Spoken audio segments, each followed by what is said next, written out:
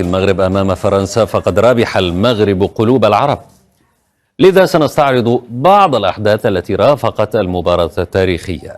قبل المباراة لم يبقى أحد في العالم إلا وتوقع النتيجة، حتى الشرطة الفرنسية غردت ومنشنت للشرطة المغربية تقول: الزملاء الأعزاء، ما توقعكم لمباراة اليوم؟ هنا نتوقعها هكذا 3-1 لصالح فرنسا.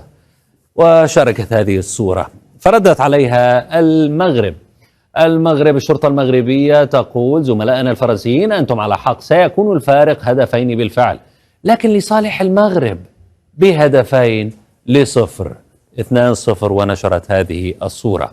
نائب السفير الفرنسي في عمان لوسيانو ريسبولي يريد أن تفوز بلاده وأن لا يدع أي فرصة لفوز بلاده، لكن العقبة التي أخافتها أمام تأهله هو المنحوس العماني ماجومبا، فقد ظهر بفيديو يرجو فيه ماجومبا أن يبقى على الحياد. عزيزي ماجومبا، هذه الرسالة من طرف نائب السفير الفرنسي لدى سلطنة عمان. نعلم أنك في كل مباراة ترتدي قميص الفريق الذي تسانده، ولكن لاحظنا أيضا أنه بكل مرة تأتي النتيجة بعكس ما تتمناه. باسم الصداقة بين فرنسا والمغرب وباسم الصداقة بين فرنسا وسلطنة عمان ندعوك اليوم أن ترتدي قميصا أبيض اللون مثل قلبك. لكن ماجومبا لم يستمع لطلب الدبلوماسي الفرنسي ولبس قميص فرنسا. يا مرحبا، اليوم متجهين إلى مباراة فرنسا. وصل لي رسالة نائب السفير: اسمح لي، دمي العربي ما يسمح لي. زين، فلنا لقاء في الملعب، وفيفا فرنسا. لكن النحس تعرفون أنه انكسر في هذه المباراة. صداقة مبابي وحكيمي كانت حاضرة في المباراة، وبعدها تبادلا القمصان. بعد المباراة تعانقا وحفزا بعضهما البعض.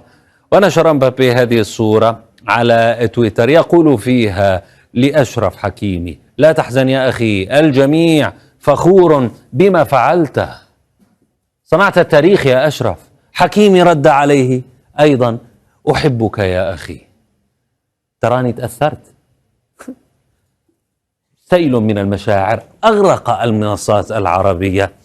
أيضا محمد يقول لك: أشعر أنني أحلم، ما الذي حدث؟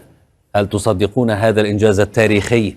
لقد فعلها المغرب، لقد وصل لنصف نهائي كأس العالم ولعب ضد بطل العالم السابق. يا له من فخر. هذه تغريدة أخرى من هاني يقول: لنرفع القبعة احتراما لفريق المغرب وتقديرا لمستواه الراقي الذي قدمه والثقة العالية بالنفس التي أبداها أمام فرق لدول كبيرة في كرة القدم. كان المغاربة نكهة البطولة العالمية 22.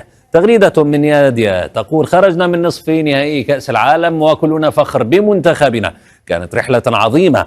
هدى قالت: هدى ستظلون أبطالا وشرفتونا وأمتعتونا وكلنا فخر وسعادة. أمل جديد لمنتخباتنا العربية. مدرب المنتخب المغربي وليد الركراكي قال: لم نخذل أحدا، قاتلنا حتى النهاية. نشعر بالسعادة لرؤية مبابي يفوز بكأس العالم، حينها سنقول خسرنا أمام بطل العالم. الأعين الآن على نهائي المونديال بين الأرجنتين وفرنسا. مغردون استخدموا الفوتوشوب ليزيلوا رأس رونالدو ويضعوا محله رأس مبابي. هنا في هذه الصورة الشهيرة التي نشرتها لوي فيتون. من سيفوز؟ ميسي؟ أنتم اكتبوا في التعليقات، مبابي أم ميسي؟ انتهى الفرحة. المستحيل ليس مغربيا، المستحيل ليس عربيا. 1000 مليون مبروك للمنتخب المغربي العربي الشقيق. منتخب المغرب صعوده إلى دور نصف النهائي في بطولة كأس العالم قطر 2022 للمرة الأولى في التاريخ. لأول مرة في التاريخ منتخب عربي، منتخب إفريقي يصل إلى الدور ده. ومش بس كده، ده ثالث منتخب على مستوى العالم من خارج قارة أوروبا وقارة أمريكا الجنوبية يصل للدور ده بعد امريكا 1930 وكوريا الجنوبيه 2002. الحقيقه ان المغرب بيوصلنا الحلم والفرحه والخيال محدش فينا كان يتخيلهم في اي وقت من الاوقات. يعني اللي احنا عايشينه دلوقتي يا جماعه واللي احنا كنا قاعدين بنتفرج عليه لسه من دقايق قليله جدا، كلنا بلا استثناء، كل واحد في بيته مع اصحابه، في القهوه، في المكتب، في الشارع، في اي حته، في التليفون، احنا عايشين حلم وخيال ما كانش حد فينا يتخيله، ما كانش حد فينا يتوقع نصه. انتوا متخيلين يا جماعه، يعني متخيلين ان المغرب في مجموعه فيها كرواتيا بيتعادل معاها ليها وصيف كاس العالم 2018، بيكسب كندا بمنتهى السلاسه والحلاوه، بيكسب بلجيكا سكينه في الجاتوه، بيطلع يقابل اسبانيا بيتفوق عليها النهارده، بيلاعب واحد من اقوى المرشحين البرتغال بطل اوروبا 2016 بيتفوق عليه في لقاء كان عادي جدا يخلص 2 و3 و4 لمنتخب المغرب. على فكره يعني شديرة بس لو موفق شويه، لو لعيبه المغرب اتأنوا شويه وكان معاهم شويه بس تأني وتوفيق واهتمام بالفرص اللي ضيعوها، الماتش ده يخلص 2-3 للمغرب عادي جدا. انتوا متخيلين يا جماعه ان المغرب بالجيل الحالي اللي هو طبعا بلا جدال ومن غير ولا كلمه الجيل الاعظم والافضل في تاريخ العرب وافريقيا، يعني مفيش كلام يتقال تاني ومفيش حاجه ممكن تضاف على الجمله دي، ان المغرب هو الجيل والمنتخب الافضل عربيا وافريقيا في التاريخ حتى الان. ما شفناش احسن من كده ولا اروع من كده ولا اجمل من كده. متخيلين بقى حضراتكم ان منتخب المغرب بيعمل الاعجاز ده، بيصنع التاريخ ده، بيكتب التاريخ ده، وبكلامنا وبمفرداتنا معهوش في القايمه نجم سوبر ستار. هتقول لي كل النجوم اللي موجوده، لا ده انا لسه هتكلم عنهم واحد واحد، ودي نجوم مش بس سوبر ستارز، دول ميجا ستارز ونجوم فوق الخيال. بس قبل البطوله وعلى الورق، انت متخيل منتخبات قبل كده واجيال قبل كده كان فيها اسماء قبل كده عامله ازاي وما راحتش للانجاز ده، ما راحتش للاعجاز ده؟ يعني انت متخيل الكاميرون ومعاها صامويل ايتو بكل بقى رفاقه وكل زملائه ما راحوش للدور ده؟ متخيل دروجبا وعيله توريه كلها بكل اللي كانوا معاه ما راحوش للدور ده؟ متخيل السنغال بالحاج ديوف بكمارا بخليل فديجة بكل الناس دي ما راحوش للدور ده؟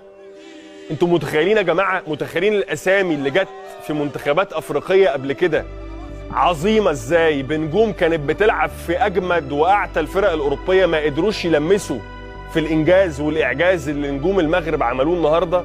المغرب النهارده عملت اعجاز وعيشتنا حلم وخيال ما كانش اي حد فينا يتمنى ولا يحلم ان منتخب عربي افريقي يحقق نصه. والحقيقه ان ده ما تحققش بالروح والقلب والكبده والفشه والطحال لا، ده في روح وقلب ورجوله وعزيمه جوه ارض الملعب، وفي فنيات وجمال وتنظيم وتكتكس على اعلى مستوى. يعني تيجي بص على المغرب، هو مش ما كسبش بلجيكا كده ضربه حظ، ولا كسب كندا كوليشن كان، ولا عدى من كرواتيا في ماتش وهو واقف 11 في ال18، ولا عدى من اسبانيا كده، ولا عدى النهارده من البرتغال وهو منتخب يعني محظوظ ولا منتخب بيلعب كرة على مقاسهم. لا، ده انت منتخب رايح سيمي فاينل كاس العالم، سيمي فاينل كاس العالم، وهو مقدم اداء وطبلوهات ومقدم اداء كروي فني تكتيكي على اعلى مستوى. يعني منتخب هو الافضل دفاعيا في البطوله، ما دخلش فيه غير هدف واحد. النهارده الاحصاءات مع منتخب البرتغال، المنتخب البرتغالي سدد 10 تسديدات على المرمى، منهم 3 جوه المرمى. المنتخب المغربي بقله استحواذه على الكوره نفس العدد من التسديدات، بل بالعكس 4 داخل المرمى.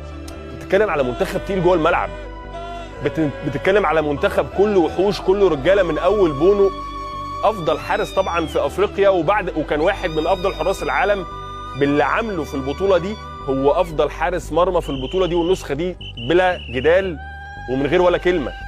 شوف بقى كل لعيبه المغرب، حكيمي، سايس، زياش، مرابط، نصيري، ايه الارتقاء اللي عمله نصيري ده يا جماعه؟ 2 متر 70، ده رونالدو اللي هو ملك الارتقاء.